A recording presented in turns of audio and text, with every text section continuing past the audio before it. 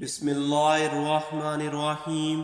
السلام علیکم معزز ویورز، ہم امید کرتے ہیں کہ آپ سب لوگ اللہ پاک کے فضل و کرم سے خیر و عافیت سے ہوں گے، اور دعا ہے اللہ پاک آپ کو ہمیشہ خوش رکھے۔ آج میں آپ سب کے لیے انتہائی آسان قرآنی وظیفہ لے کر حاضر ہوا ہوں۔ یہ انتہائی برکتوں والا وظیفہ ہے۔ اس وظیفے کو کرنے میں ہمیں 3 سیکنڈ بھی نہیں لگیں گے۔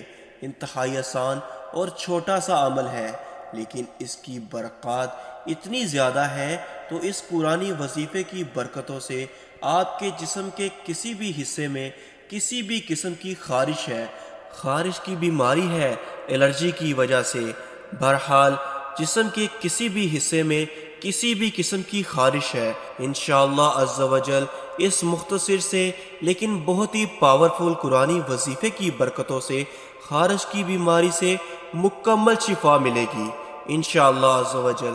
بس یقین کامل ہونا چاہیے۔ اللہ پاک کی رحمت سے با امید ہو کر ہم نے اس قرآنی وظیفے کو کرنا ہے۔ آپ کے جسم کے کسی بھی حصے میں کسی بھی قسم کی خارش ہو، پورے جسم میں خارش کا مسئلہ ہو، خارش کی بیماری ہو، اور وہ خارش کسی بھی دوا سے رکنے کا نام نہ لے رہی ہو، تو آپ نے صرف یہ 3 سیکنڈ کا چھوٹا سا قرآنی عمل کر لینا ہے۔ انشاءاللہ عز و جل خارش کی بیماری سے مکمل شفا حاصل ہوگی۔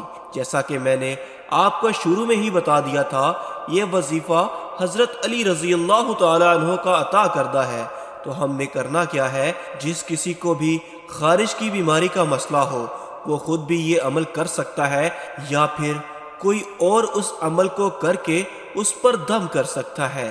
بیمار شخص پر یعنی مریض خود پڑھ لے یا کوئی دوسرا شخص پڑھ کر اس پر دم کر دے۔ تو یہ آیت مبارکہ ہے، پارہ نمبر 18 سورۃ المومنین کی آیت نمبر 14 کو پڑھ لیں۔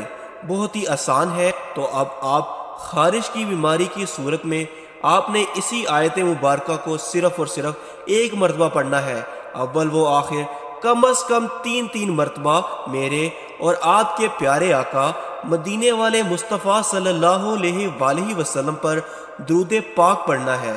یعنی شروع میں 3 مرتبہ درود پاک، پھر اس آیت مبارکہ کو 1 مرتبہ پڑھنا ہے، پھر آخر میں 3 مرتبہ پڑھیے۔ اب مریض خود اس عمل کو کر لے یا کوئی دوسرا یہ آیت مبارکہ کو پڑھ کر مریض پر دم کر دے، دونوں صورتیں بالکل ٹھیک ہیں۔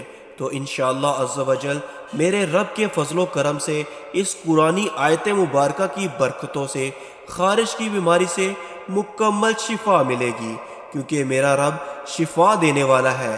بس ہمارا یقین کامل ہونا چاہیے۔